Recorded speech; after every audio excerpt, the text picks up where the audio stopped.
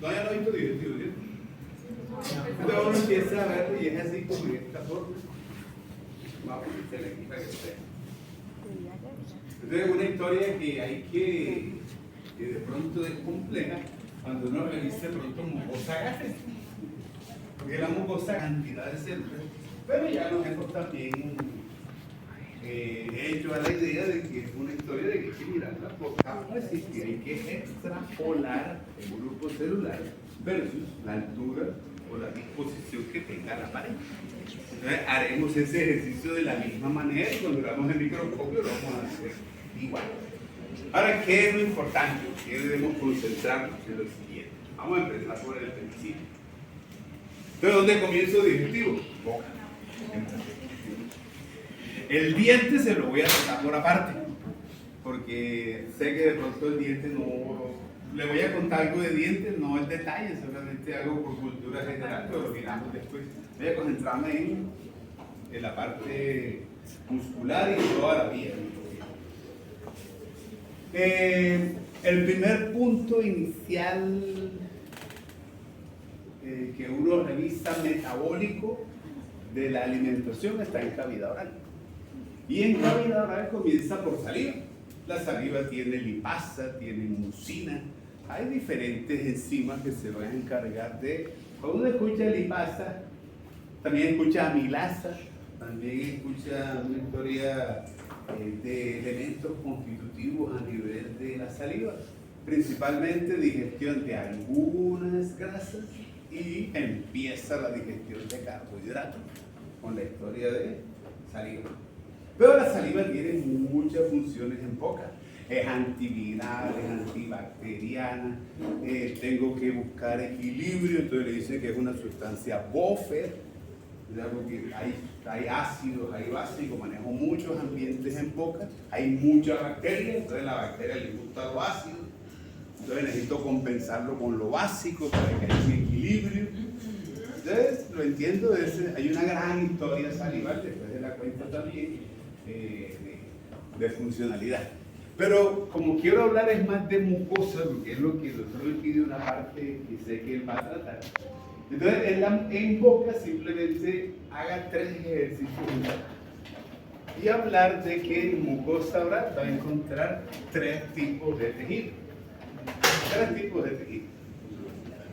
O mejor dicho, un tejido con 3 funciones. Así que la inversa.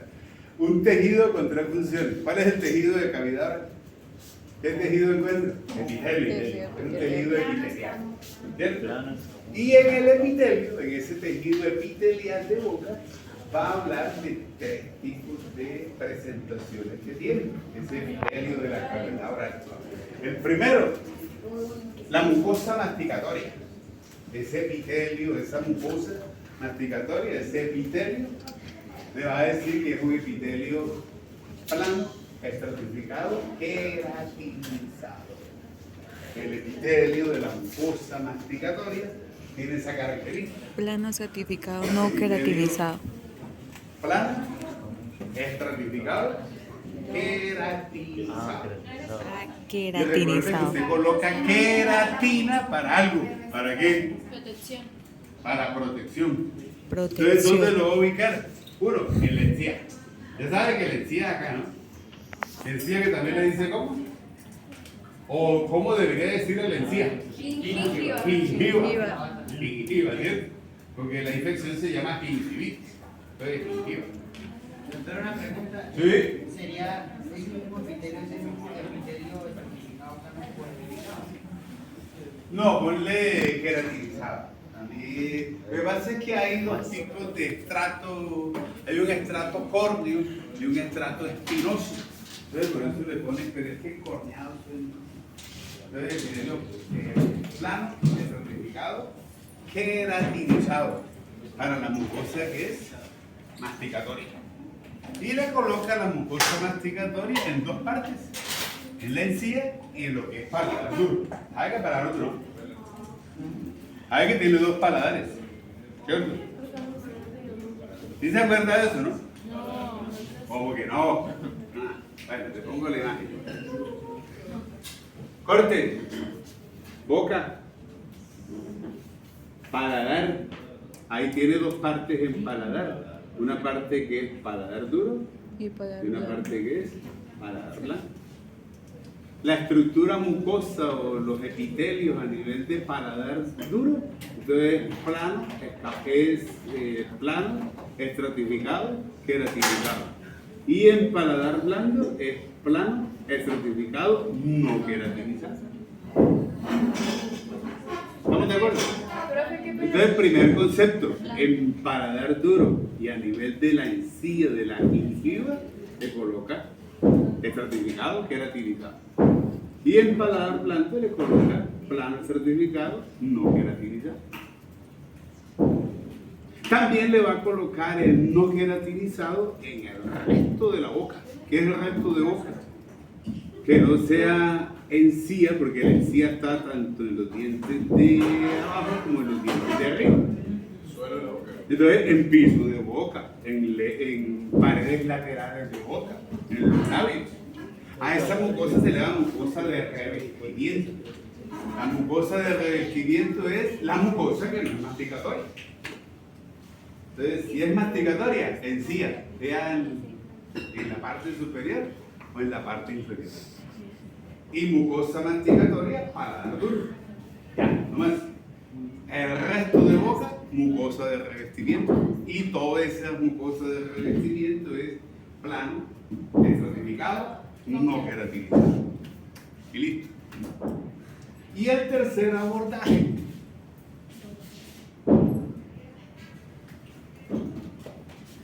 Que también es epitelio, porque ahí me dijeron que el tejido epiteliano, que los epitelios son responsables de la detección de sensaciones. Y una sensación que quiero y un estímulo que necesito sensorial se llama sentido del gusto. Y todo lo que sea sensorial es epitelial. Entonces tengo epitelio como un epitelio especializado en dorso de lengua, pero no solamente el dorso, también en los bordes laterales de la lengua, para la parte de sentido del gusto. ¿Sí o no? Pero a ese sentido del gusto vamos a buscarle un nombre. ¿Por qué? ¿Cómo lo logro? ¿Qué parte especializada debo tener del epitelio para que me dé sentido del gusto? Las papilas gustativas. Entonces en papilas, pues colóquele 5 tipos de papilas. Miren, lengua. Entonces, en lengua, recuerden, en embriología ya la vieron. No. Bueno, entonces en lengua, en anatomía, en embriología, bueno, no tanto en histología, pero en anatomía y en embriología, la lengua hay que ponerle tercio posterior y 2 tercios anteriores. Y para hacerlo, para dividirlo, aparecen estas papilas. Están dispuestas ahí, pero usted se las alcanza a ver de pronto, no mucho, esas son muy posteriores. Entonces le va a decir papilas circunvaladas, porque tienen forma redondita. O también se llaman caliciformes, porque tienen forma de cáliz, ¿no? Redondita y levantadita. Estas papilitas circunvaladas le sirven para detectar sabores, pero también para dividir tercio posterior de los 2 tercios anteriores.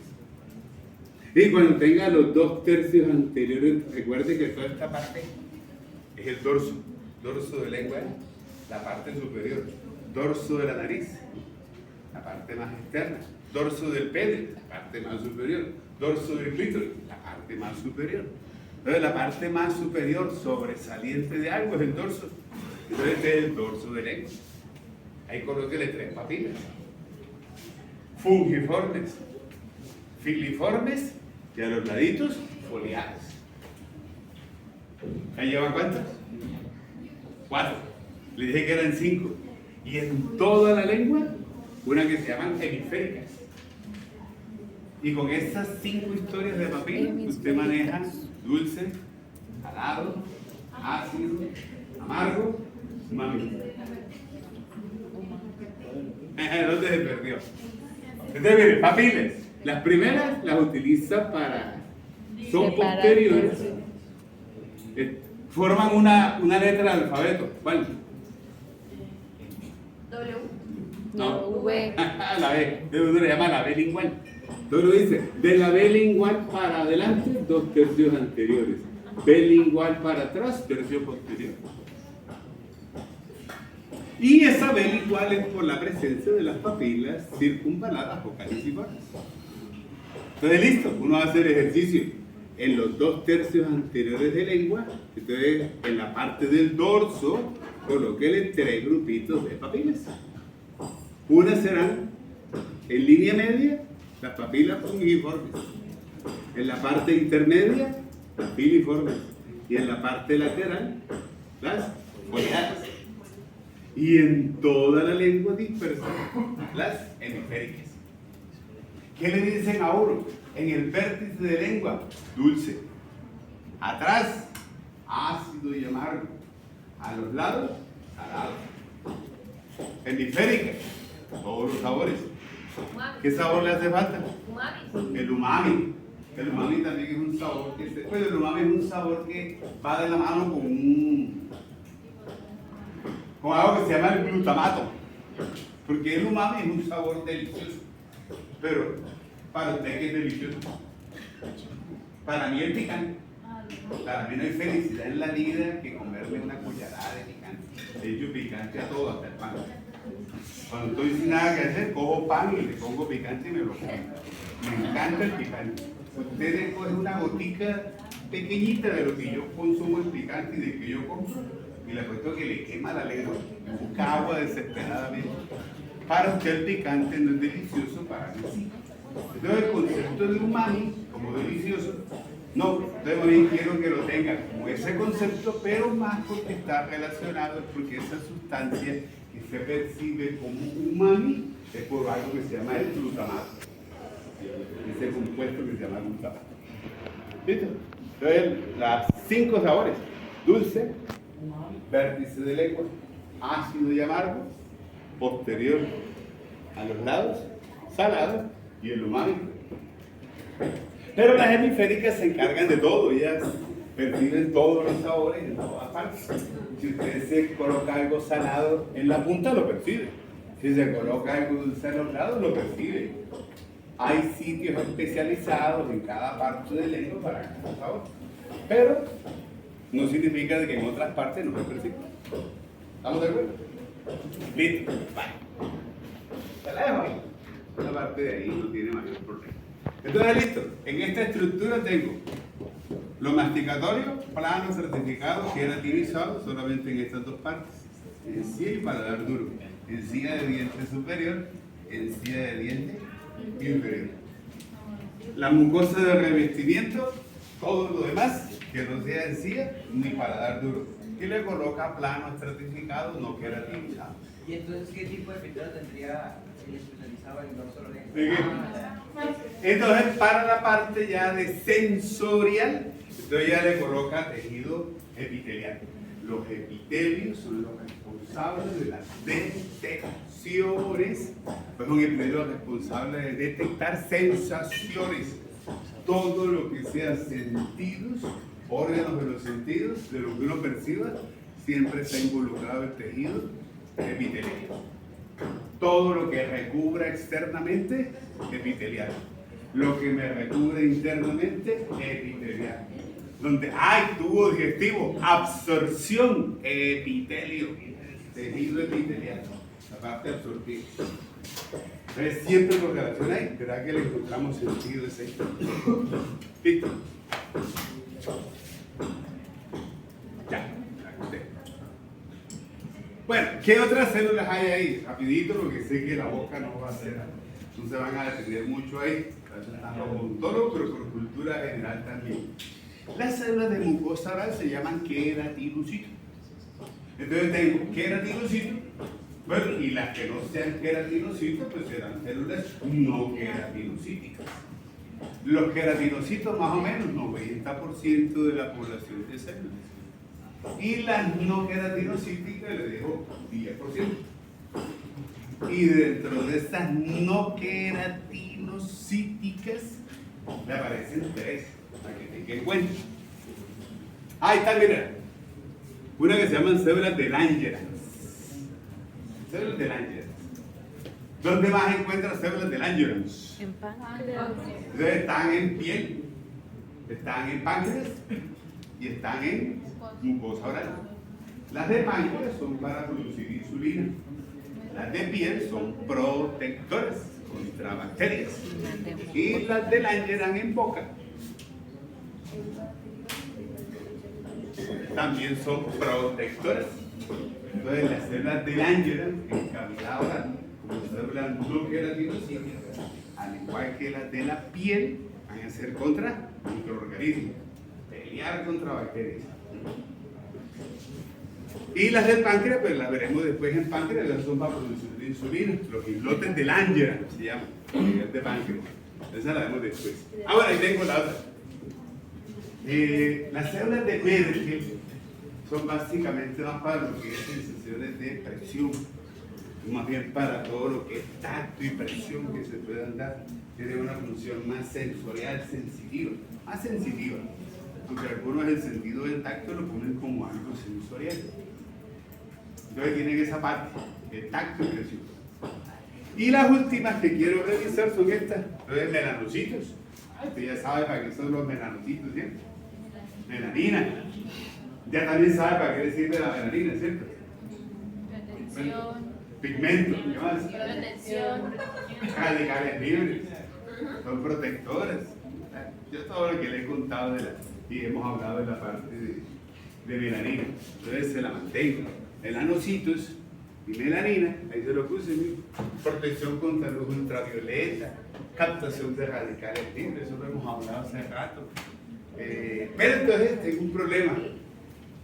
Pero esta función es nueva, que le voy a colocar a la melanina, porque es específica para boca. Y la específica para boca de melanina es que ella debe ser una sustancia que se encargue de mantener un equilibrio. ¿Entre quién? Entre bacterias y en los tejidos. Entonces por eso le coloco aquí esto, miren. Porque la placa bacteriana, los restos de comida siempre van a estar muy relacionados con las bacterias. Y por más que uno se haga limpieza de boca, siempre habrá restos de comida. Siempre hay inflamación crónica en boca. Usted como profesional nunca va a encontrar una boca sana, jamás. Siempre habrá algún grado de bacteria, algún grado de inflamación. Entonces, como no puedo tener un control mecánico de esa interacción de bacteria con placa, porque siempre va a haber algo de placa y siempre hay bacterias, necesito algo químico. Lo químico se llama melanina. Y eso hace que haya neutralice esa presencia de placa versus bacterias en boca, para que haya una inflamación lo menos posible. Siempre va a haber inflamación, siempre. No hay encía sana. Siempre tiene algún grado de inflamación como tal. ¿Se comprende el concepto, cierto? Listo. Y bueno, la acción que le coloca, pero bueno, por ser esa parte química y antibacteriana, pues ayuda a repeler en parte la historia bacteriana en boca. Y ya, tenemos hasta ahí cavidad. Le debo glándulas, le debo dientes, eso lo haremos en la próxima. Yo ya le envié todo eso, pero quise seleccionar lo que sé que van a tratar. ¿En qué? En anatomía, en la parte teórica. Bueno, listo. Esta historia de cavidad oral termina en algo que es compartido. Porque si me voy para la parte posterior, aquí tengo faringe. Recuerde que la faringe, si la he escuchado, solo hablamos hace rato. Bueno, corte. Medio sagital. Cavidad nasal, nasofaringe o rinofaringe. Cavidad oral, orofaringe o bucofaringe. Hacia la parte anterior, aquí ya comienzo con mi vía aérea inferior. Esto es laringe, esto que está aquí es tráquea. Estos son cuerpos de vértebras. Entonces estoy viendo a un tubo muscular que va desde base de cráneo hasta la sexta vértebra cervical. Y ese tubito se llama faringe. Se entiende algunos como un órgano, otros le dicen que es un tubo. Bueno, tubo músculo membranoso de 15, 16 centímetros de longitud. Con esta localización, base de cráneo, sexta vértebra cervical. 1, 2, 3, 4, 5, sexta vértebra cervical. Y un tubito que de ahí de C6 para abajo se transforma en algo que se llama el exófago. Entonces es una historia de canal alimenticio, una historia de vía alimentaria, que no solamente es alimentaria, porque como también tengo faringe en nariz, entonces también manejo aire. En la parte de orofaringe, pues puedo manejar aire si respiro por la boca, pero tiene que ser más de alimento. Y usted ya lo sabe porque ya le conté, a nivel de laringe tengo que segregar, o sea, distribuir el aire por vía aérea y los alimentos al exófago. ¿Y eso lo hace? La epiglotis. La epiglotis cuando baja, cierra vía aérea y dirige los alimentos hacia el exófago. Entonces aquí tiene que haber un problema. Y tiene que ser una transición de epitelios. Epitelio de la vía respiratoria, de la nasofaringe. Epitelio. Y usted ya lo vio. Ese es el tercero. Ese es el tercero, mire. Epitelio cilíndrico ciliado. Epitelio cilíndrico ciliado. Entonces, ¿qué traigo en la historia? En la historia simplemente le traigo es que el epitelio de la nasofaringe es un epitelio cilíndrico ciliado, pero cuando pase al exófago cambia. Entonces la transición del epitelio de la nasofaringe a faringe, porque faringe hace parte de vía respiratoria y digestiva, es que mi faringe y mi exófago manejan epitelios planos, estratificados, no queratinizados. Entonces, en boca no tengo problema, porque de boca, de paladar blando, de epitelio que es plano certificado, no queratinizado, pues se continúa con el epitelio plano, estratificado, no queratinizado de la faringe, y a la vez el del esófago. Mi problema sería la parte de faringe que está relacionada con la nasofaringe, porque el epitelio cilíndrico ciliado de la nasofaringe tiene que transformarse a epitelio plano, estratificado, no queratinizado, faríngeo. Entonces ahí tengo una transición de epitelios, de la nasofaringe hacia la faringe propiamente dicha. ¿Estamos de acuerdo? ¿Sí? ¿Se comprende el concepto? Listo, no problema. ¿Qué no le va a variar?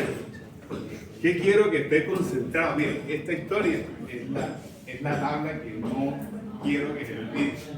Lo único que le voy a cambiar en toda la teoría que vamos a ver es esto. Esto de aquí para acá se mantiene. Siempre que vea tubo digestivo, le coloca mucosa, le coloca submucosa muscular y serosa. Siempre. La serosa, voy a empezar atrás para adelante.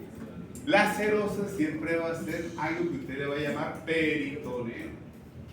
Cuando esté en abdomen va a hablar de peritoneo y simplemente son las capas que tapizan. El peritoneo tiene dos partes. El peritoneo parietal, pues el que me tapiza las paredes. Y tengo un peritoneo visceral, que también le dicen la serosa, y es la parte del peritoneo que envuelve a los órganos. Entonces aquí tengo el hígado tiene una envoltura. Entonces es la serosa del hígado, es la que envuelve, la que sostiene, la que le sirve de protección para vasos sanguíneos, para nervios, pero también para darle sostén a los órganos. Entonces la historia de tubo digestivo, y cuando hablemos de serosa, le aparecen dos historias. ¿Ahí? Una, el peritoneo que tapiza las paredes. Ahí solamente le aparece red, bueno, eso lo va a ver con el doctor. Si esto es, a ver cómo se las planteo. De cuenta que Este cuarto es la cavidad abdominal. Entonces tengo una pared superior, tengo una pared inferior, una anterior y una posterior. Entonces la pared posterior de la cavidad abdominal le dicen retroperitoneal o peritoneo parietal posterior. Sería mejor el nombre. Y entonces, ¿qué sucede? Vale, cuidado que es sencillo. Al peritoneo de arriba, ¿cómo le digo? Tapiza pared. Hecho. Parietal. Entonces será peritoneo parietal superior. Un peritoneo parietal anterior. Un peritoneo parietal inferior y un peritoneo parietal posterior. Venga y hablan del peritoneo. Y yo más bien me siento y lo escucho. El peritoneo parietal entonces tapiza la pared superior, la pared anterior, la pared inferior y la pared posterior de la cavidad abdominal. ¿Qué le coloco a él? Tejido conjuntivo. Entonces, toda la parte de peritoneo que le tapice pared abdominal, usted le va a colocar tejido conjuntivo. Pero necesito que me haga un favor, tejido conjuntivo irregular. Es irregular. Y la otra historia va a ser el peritoneo que le tapiza los órganos. Entonces, el peritoneo que tapiza los órganos tiene que colocarle dos. Tiene una parte de epitelio plano simple, pero también tiene una parte de conjuntivo. Pero le coloca conjuntivo laxo. Son las dos únicas. Entonces, el peritoneo que tapiza los órganos tiene plano simple y laxo, conjuntivo laxo. Y el peritoneo de pared es conjuntivo, pero conjuntivo irregular. En la parte abdominal o en la parte de vísceras necesitamos medios de fijación. Entonces siempre va a estar en la estructura de todo órgano, siempre va a estar la serosa porque es la que envuelve y debe ser la base externa. Voy de afuera hacia adentro. Si me profundizo, aparece esta, la muscular. La muscular es músculo liso y se caracteriza por algo. Siempre, desde exófago hasta conducto anal, excepto en el estómago, siempre va a encontrar dos capitas. Una que se llama longitudinal externa y una que se llama circular interna. Siempre, siempre, siempre. En el estómago le cambia, ya le cuento que le cambia en el estómago. De resto, toda su vía digestiva, la parte muscular, será de esa manera. Longitudinal externa, circular interna. ¿Qué hace la circular interna? Constriñe. ¿Qué hace el longitudinal? Dilata. Y la constricción y dilatación de la vía digestiva es ¿qué? ¿Estrecho? ¿Para qué? Hombre, peristaltismo. El movimiento, el avance que necesito.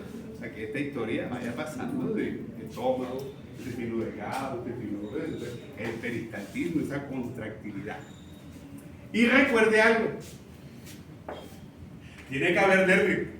Entonces, si hay dos capas musculares externas, vistas desde la longitudinal externa y la circular interna, entre las dos tiene que haber la fibra nerviosa. Si aquí está longitudinal externa y aquí está circular interna, en la mitad hay nervios. El doctor les va a contar, entonces, si tiene, por poner un ejemplo, no le voy a hablar de eso, puedo pero no debo. Si tiene intestino delgado, le va a colocar plexo mesentérico superior. Si tiene intestino grueso, a la mitad derecha le coloca plexo mesentérico superior. A la parte izquierda le va a colocar plexo mesentérico inferior. Si va para un ovario, entonces le va a colocar plexo hipogástrico inferior. Si está en el recto, plexo hipogástrico. Bueno, quiero que comprendas que siempre en toda la vía digestiva, incluso en la parte de la colon, pero más en la vía digestiva, entre dos capas musculares, entiéndase longitudinal externa y circular interna, hay nervios. ¿Y lo va a colocar bajo este nombre? El plexo. Se llama plexo mientérico. También se le llama de Auerbach. El plexo dientérico es genérico, Dientérico. ¿cierto? El plexo es simplemente la formación nerviosa. En su momento tendrá que diferenciar si es plejo mesentérico superior o inferior o hipogástrico, pero eso se lo dejo al doctor. Solamente quiero que histológicamente comprenda que entre las dos capas musculares le coloca el plejo dientérico de agua. Genérico, se llama igual. Las fibras tienen nombres diferentes, pero el plejo como tal se llama así. Y será responsable de la parte contráctil. Voy de afuera hacia adentro. Después sigue la submucosa. Entonces le coloca vasos sanguíneos, le coloca glándulas, le coloca todas las células plasmáticas, linfocitos T, linfocitos B. Si es vía digestiva o sinófilo, tiene que colocarle seguramente. Yo ya le conté que eran los más abundantes ahí. Entonces, necesito una historia de linfáticos, una historia de vasos sanguíneos, de arterias, de venas, pero también tengo una historia ya no motora, sino sensitiva. Entonces necesito otro plexo. Entonces le voy a decir plejo de Meissner. Mira, ahí está. Meissner. Plejo submucoso de Meissner. Y en esta parte sensitiva, pues no es tanto como para saber si está frío o caliente. Necesito una historia de alguien que me informe qué pasa cuando hay alteraciones bacterianas en vísceras. Bueno, te la pongo de otra manera. ¿Para qué quieren los sensitivos en la víscera?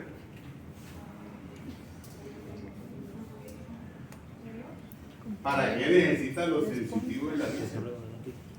Ya tiene los motor para hacer peristaldismo. ¿Y para qué los sensitivos? ¿Alguna enfermedad? Dolor, ¿y cómo se percibe ese dolor? ¿Por qué? Sí, por la distensionalidad de la víscera. Recuerde que todo proceso que usted tiene de gastroenteritis, de bacterias que llegan a la digestiva, se generan gases. Y los gases producen distensionalidad, que usted lo va a percibir como cólico. Y el cólico lo ve reflejado en borra, porque si no, ya sabe qué le pasa. Hasta ahí, no ya que nunca le ha pasado. ¿Te ha pasado? No. ¿Estamos de acuerdo? Y me voy para la última, que es la que va a ser cambiante, la mucosa. En la mucosa siempre piensen tres cosas clásicas que tiene la vía digestiva. Una que le llaman muscular de la mucosa, una parte muscular, pero muy delgadita, pero que hace parte de la historia mucosa. Entonces le dicen la muscular de la mucosa. No es tan efectiva ni es tan protagonista como esta, que sí la necesito, pero esta está y debe estar ahí. También tengo lámina propia y también tengo el epitelio de revestimiento, que es el que normalmente vamos a cambiar. Pero generalmente también trata de mantenerse muy como estable. Son pocos los cambios que vamos a hacer, pero le pondremos algunos cambios. Son básicamente absorbidos. La lámina propia para qué es. Entonces, sostén. Lámina propia es sostén, es soporte. Lámina propia necesita para que me dé soporte de la parte epitelial. Y está la muscular de la mucosa, como le digo, es una parte muscular, pero no tan tonto con la significancia contráctil que espero. Pero es una parte también constituyente propia de integralidad de la pared, que tenga esa estructura. ¿Estamos de acuerdo? Entonces, con base en esto, hago toda mi vida digestiva sin problema. Y no me debe cambiar. Les recuerdo el tubo digestivo, pero él también lo sabe. La parte del tubo digestivo no solamente es transporte, no solamente es viaje de, paso de, a través de.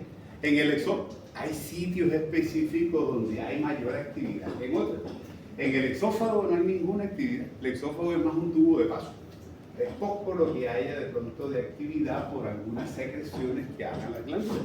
De resto lo quiero más como una zona de paso para que vaya al estómago, que no quiero que comience la parte digestiva. Conducto anal tampoco sirve, sino solamente para que sea zona de paso, para que simplemente salga. El resto del tubo digestivo sí necesito que tenga algunas interacciones en digestivo, pero también en absorber, en secretar, no solamente en humedecer la materia fecal, sino también en quitarle o extraerle los nutrientes y productos de la parte digestiva. Esta es la primera diapositiva que les envié. Pero bueno, necesito algo esto, como algo muy general, pero también necesario de un proceso digestivo que inicia en boca, ya lo conté. Ya le he contado de la diastasa, milasa, lipasa a nivel salival.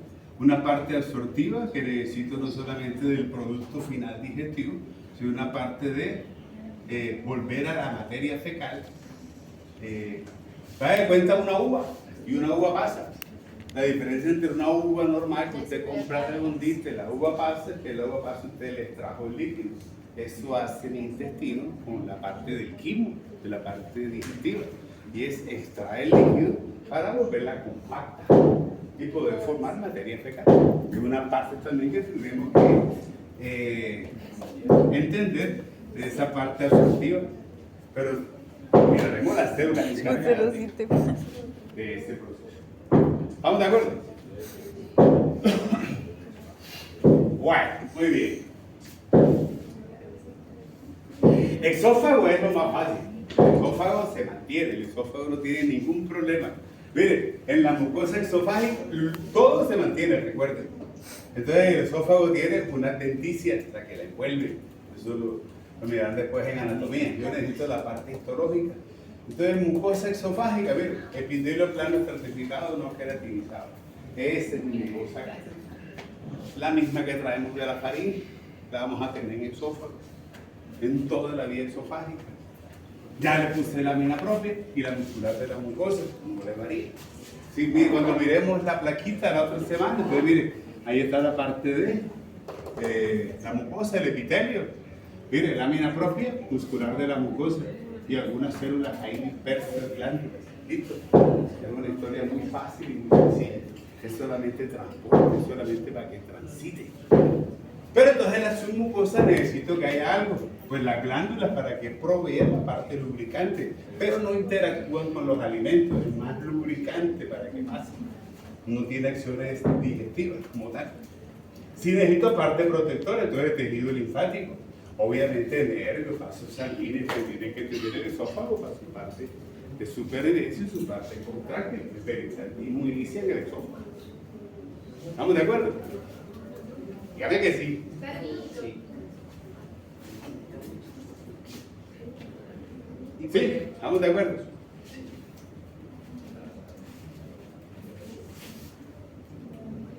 Esa es la materia. Pero entonces usted no nos va a preguntar la capa que protege, porque esa capa se va transformando, ¿no? Arriba en el esófago habla, pero solamente la muscular. En el tercio superior que dice que es músculo estriado y en los dos tercios superiores que es músculo liso. También cambia. Abajo ya es serosa. Pero ya le cuento a dónde cambia. Ella tiene un cambio. Ahorita manténgala con así, tal cual. Epitelio plano estratificado, no queratinizado. Con la misma estructura. La mucosa, la submucosa que tiene las glándulas, algo del tejido linfático protector, nervio, vasos sanguíneos. La submucosa, una parte glandular también, algunas secreciones, pero digo más que de pronto interactuar, es poca la interacción, son más lubricantes. Y obviamente linfocitos T, linfocitos B, toda la parte inmunitaria necesaria, eosinófilos, que debe tener la vía digestiva. Entonces el esófago se mantiene así. ¿Qué es lo que cambia entonces? Miren, aquí les tengo el corte de esófago. Longitudinal externa y aquí está la circular interna. Esta misma historia de aquí la llevo hasta conducto anal. Solamente cambia acá. Ya le cuento que cambia. Corte. Bueno, un corte a nivel de exófago y a nivel de estómago. Reconozco estructuras. Exófago. ¿Quién da más? Diafragma, torácico, abdominal. Esto sería exófago, torácico, el paso del exófago por él, diafragma, torácico, abdominal, esófago, abdominal. Y esto ya sería estómago. El diafragma toracoabdominal tiene que convertir el paso del esófago